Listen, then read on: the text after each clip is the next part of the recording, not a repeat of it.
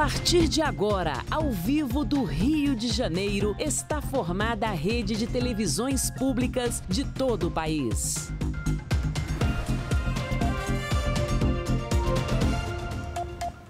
Olá, bom dia para você. O Repórter Brasil vai mostrar. O Fórum Mundial da Água em Brasília discute o uso sustentável da água na agricultura e na produção de alimentos. O legado de Marielle, nós conversamos com a irmã da vereadora assassinada para saber mais sobre a trajetória dela. Um carro autônomo do Uber atropela e mata uma mulher nos Estados Unidos. O Facebook em crise com revelação de que dados de milhões de usuários foram usados pela campanha de Donald Trump. E ainda o outono chega hoje com a promessa de trégua no calor do verão.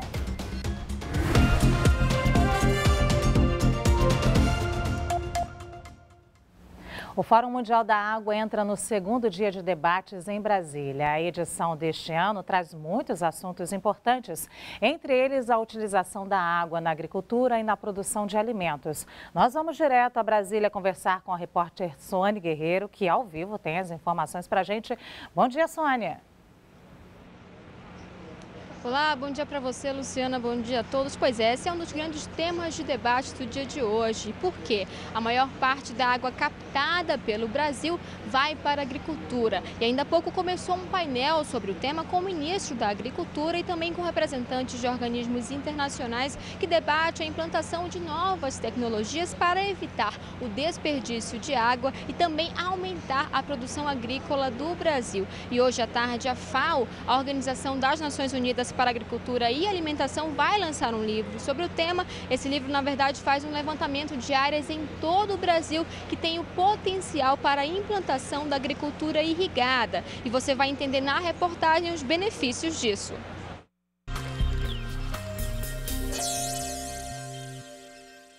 Grande parte dos alimentos que comemos todos os dias vem da agricultura. E com o crescimento da população, a Organização das Nações Unidas para a Agricultura e Alimentação, a FAO, estima que essa demanda deva aumentar em quase 50% até 2050. De acordo com a Agência Nacional de Água, cerca de 70% da água captada no país vai para a agricultura. E com a necessidade de alimentos para abastecer um número maior de pessoas, um dos grandes desafios do futuro é produzir mais com menos recursos hídricos. E uma das soluções para isso seria investir na agricultura irrigada.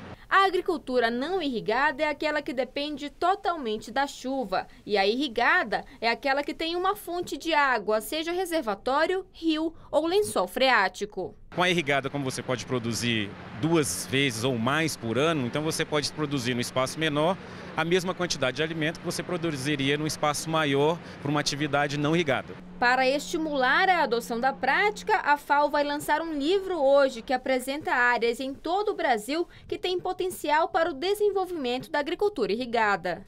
Entre as áreas destacadas estão as do semiárido nordestino e da região do Cerrado, por terem grandes campos de terra. Mas, além do tamanho da propriedade, é preciso ter infraestrutura de transporte para escoamento e acesso a insumos agrícolas, por exemplo. Se você faz um processo de intensificação mudando de não irrigada para irrigada, ou de irrigada com baixas tecnologias, com irrigada de alta tecnologia, você vai conseguir produzir muito mais alimento e vai poder conseguir chegar em 2050 com a produção que é necessária para manter 9 bilhões de pessoas no planeta, sem tocar na Amazônia.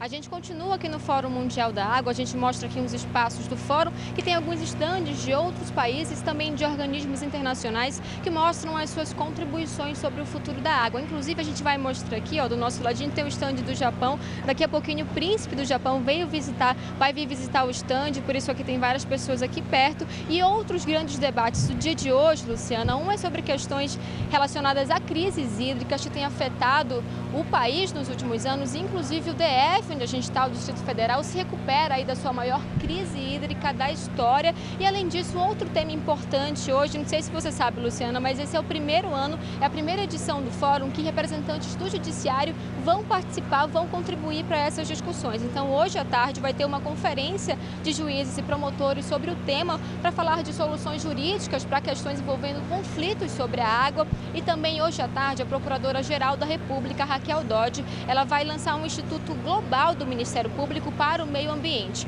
A ideia é reunir membros do Ministério Público do Brasil e de outras partes do mundo para discutir aí a proteção de recursos naturais, sobretudo a água. E também a Raquel Dodge falou que vai lançar hoje, mas que esse texto final ele vai ser construído pelo Brasil e também com outros 8 países que fazem parte também aqui do Fórum Mundial da Água. Luciana, com você. Obrigada, Sônia. Nós teremos ainda muito mais informações nessa edição sobre o Fórum Mundial da Água. Obrigada, bom trabalho para você. Vai ser celebrada hoje à noite na Igreja da Candelária, no centro do Rio, a missa de 7º dia da vereadora Marielle Franco. Até agora, o crime continua sem solução. Ontem, a nossa equipe conversou com a irmã de Marielle e também com outras ativistas para saber um pouco mais sobre a trajetória e o legado dela. Meu nome é Marielle Franco. Sou mulher, negra, mãe e cria da favela da Maré. Sou socióloga com mestrado em administração pública. Fui eleita vereadora da Câmara do Rio de Janeiro pelo PSOL com 46.502 votos.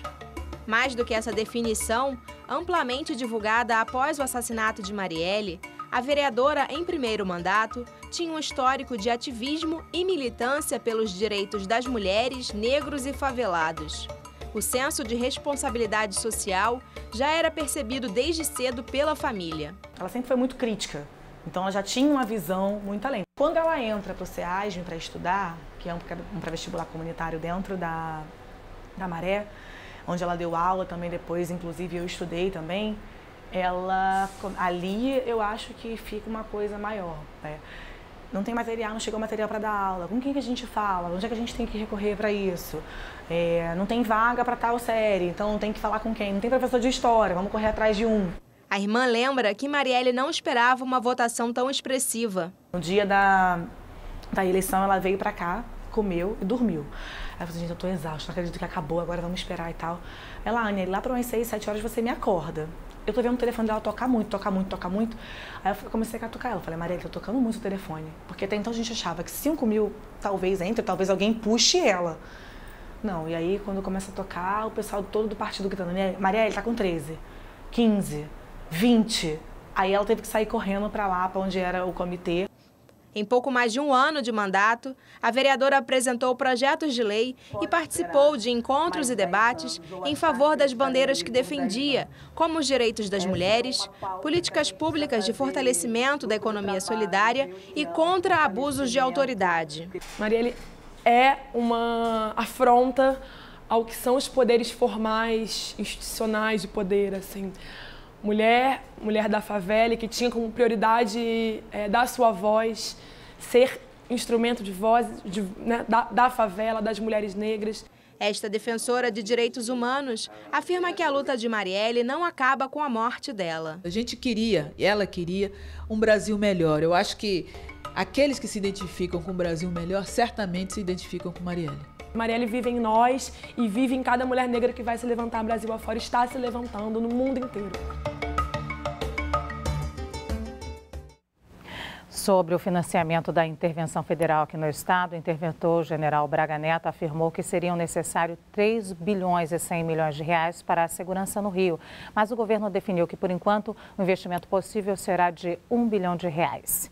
E a noite de ontem teve mais violência na região metropolitana do Rio. 3 pessoas morreram e um bebê de 2 anos ficou ferido num tiroteio no município de São Gonçalo.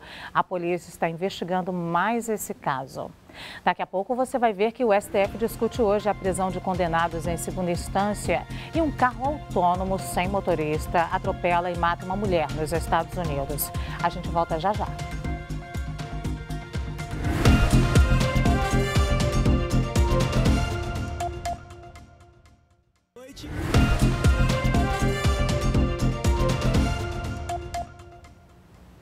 O Supremo Tribunal Federal se reúne hoje para discutir a prisão após condenação em segunda instância. A repórter Larissa Graciano tem as informações ao vivo para a gente de Brasília. Bom dia, Larissa. Oi, Luciana, bom dia para você, bom dia a todos. Isso mesmo, viu? É uma reunião informal, deve acontecer hoje no final da tarde. O tema não foi confirmado, mas a conversa deve girar em torno da matéria que tem dominado o Supremo: a possibilidade de revisão da decisão da Corte em relação à prisão em segunda instância. Esse é um tema de interesse de diversos políticos, inclusive do ex-presidente Lula. Em 2016, o STF autorizou a prisão do réu após condenação em segunda instância, sem a necessidade de esperar o julgamento de todos os recursos possíveis. E esse é o caso do ex-presidente Lula.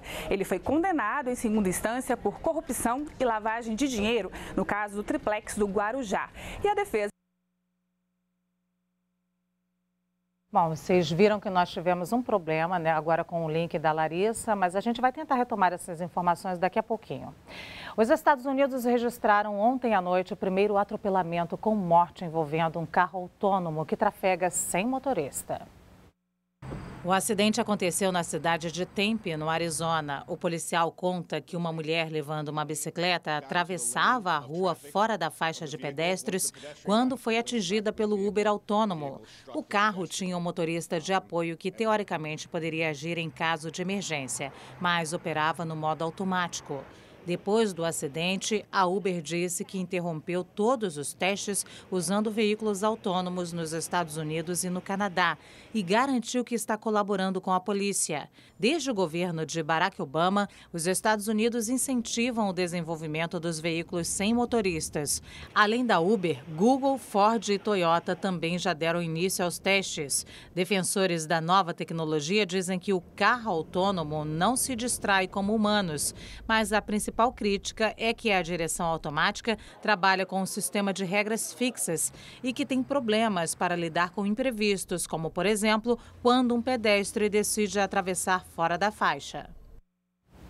Ainda falando de tecnologia, o Facebook está em crise. As ações da companhia tiveram forte queda ontem com a revelação de que os dados de milhões de usuários foram obtidos por uma empresa que ajudou na eleição de Donald Trump.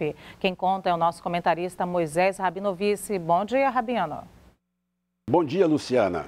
O emoji raivoso do Facebook, grrr, foi o mais clicado pela imprensa mundial nesta terça-feira.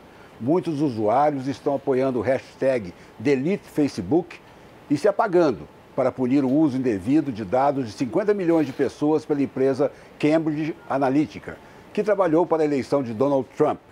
O mundo financeiro foi mais além da raiva. Provocou uma queda de 123 bilhões de reais no valor de mercado do Facebook.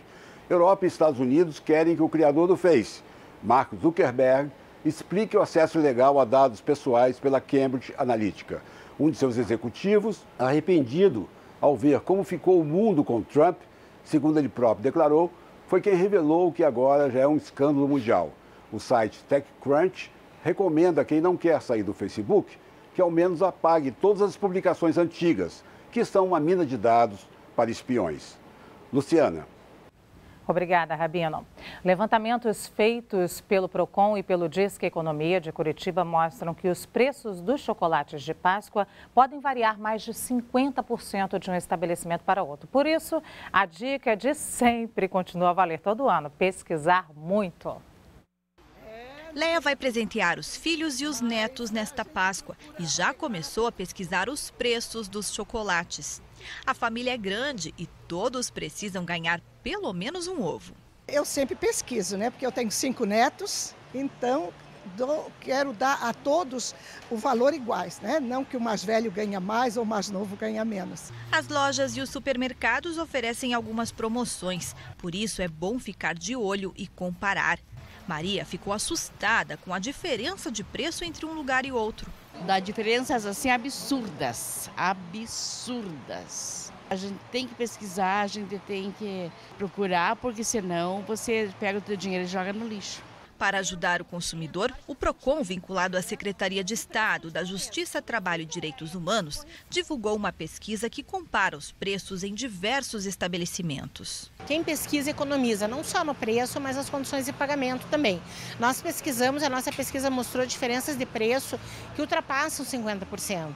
Então, no total da compra, a diferença é muito grande. Então, o consumidor tem que ficar atento a isso. E não adianta pesquisar apenas o preço final do chocolate. É preciso ter paciência e prestar atenção também ao peso que consta na embalagem. Muitas vezes o consumidor pode levar para casa uma menor quantidade de produto e pagar até mais caro por isso. Desde os ovos maiores até as barras, bombons e colombas, todos podem ter mudanças de peso e diferença de valor. A pesquisa do Disque Economia, feita com mais de 220 itens, mostrou que muitos fabricantes reduziram o tamanho do chocolate e mantiveram o preço antigo. Alguns até ficaram mais caros. Nós pesquisamos 195 itens e um dos itens foi que surgiu a maior diferença, foi um ovo de chocolate. Ele foi reduzido de 210 gramas para 185 e o preço dele subiu o preço médio de R$ 26,51 para R$ 35,72. Então foi uma diferença no quilo de 52%. Com tanta opção para escolher, o melhor é seguir o conselho da dona Carmen.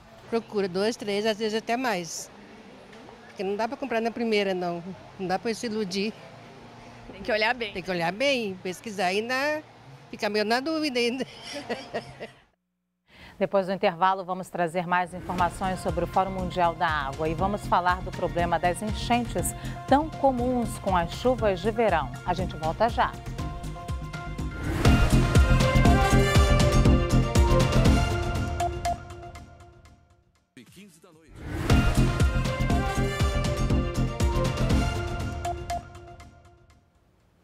A internet pode ser utilizada para o bem e para o mal, nós sabemos. E um dos problemas é o contato precoce de crianças e adolescentes com imagens e conteúdo erótico.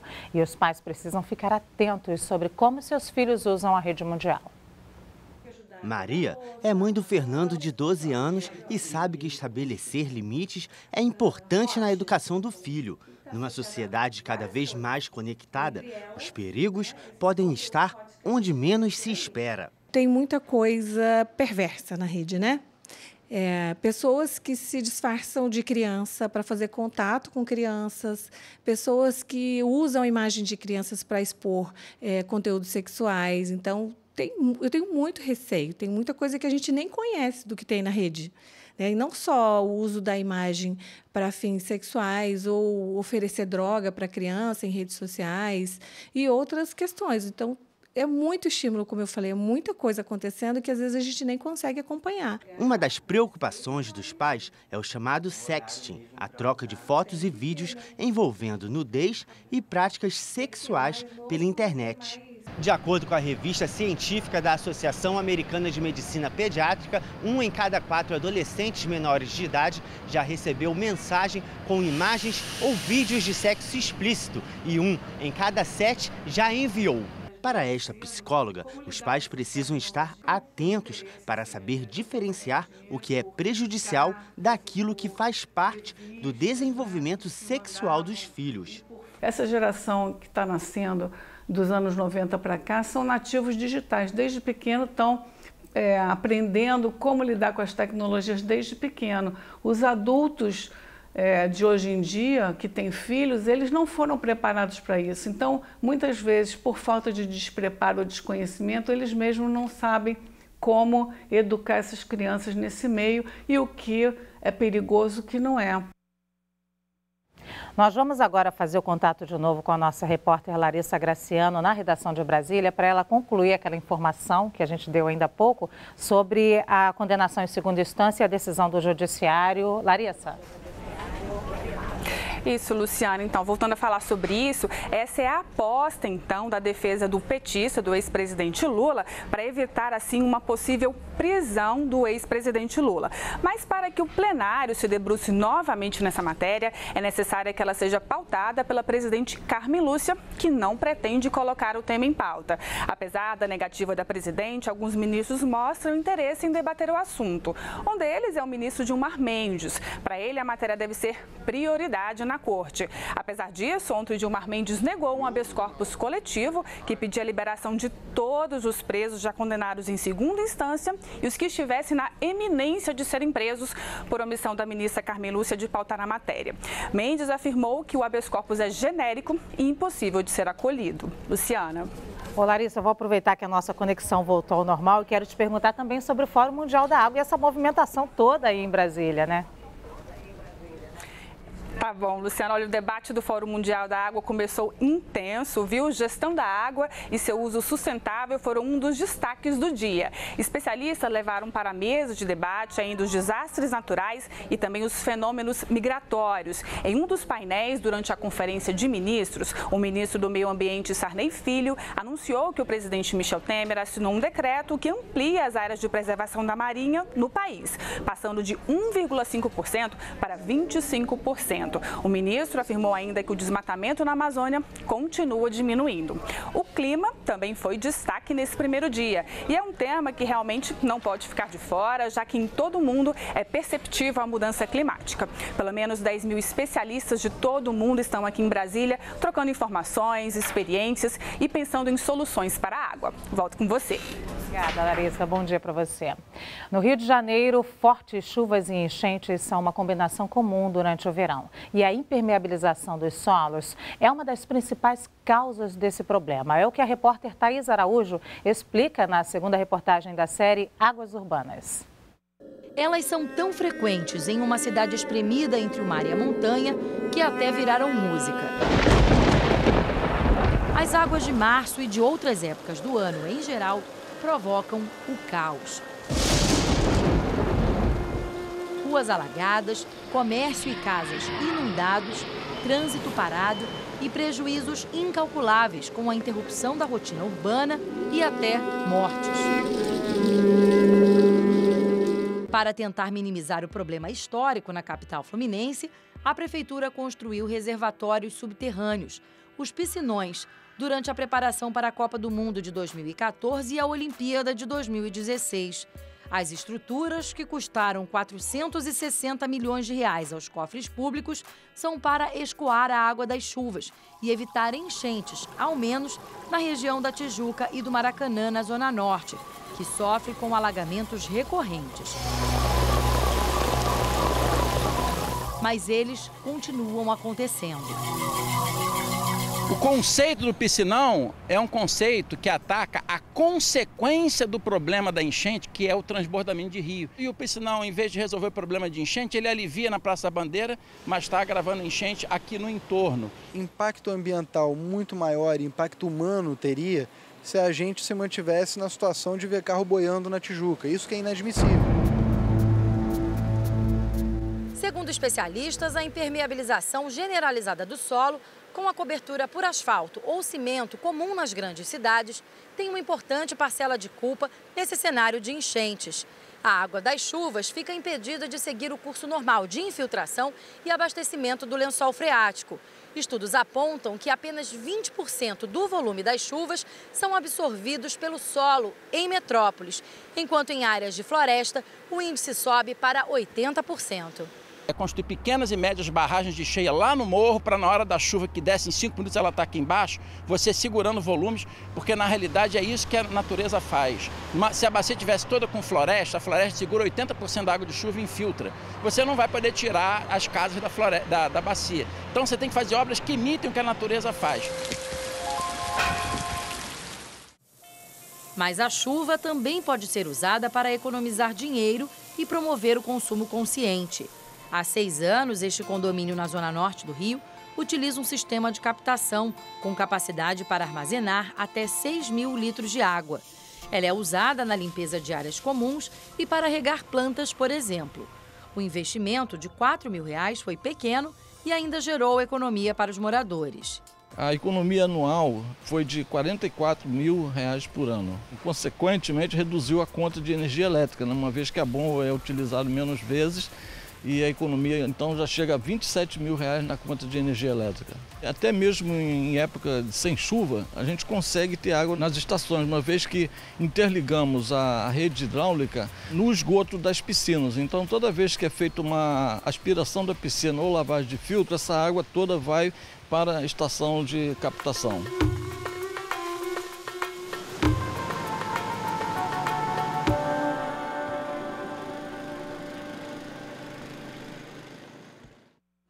E amanhã você vai entender como o investimento em uma rede eficiente de esgoto pode reduzir os custos na saúde pública. E a gente falou do verão e ele está se despedindo. Vamos ver a previsão do tempo para esta terça-feira, dia que marca a chegada do outono. O tempo fica chuvoso em Manaus, com mínima de 23 e máxima de 33 graus. No litoral do Nordeste, a possibilidade de chuva é de apenas 5% em Aracaju e em Maceió. Mínima de 25 e máxima de 32 na capital alagoana e mínima de 26 e máxima de 30 na capital do Sergipe.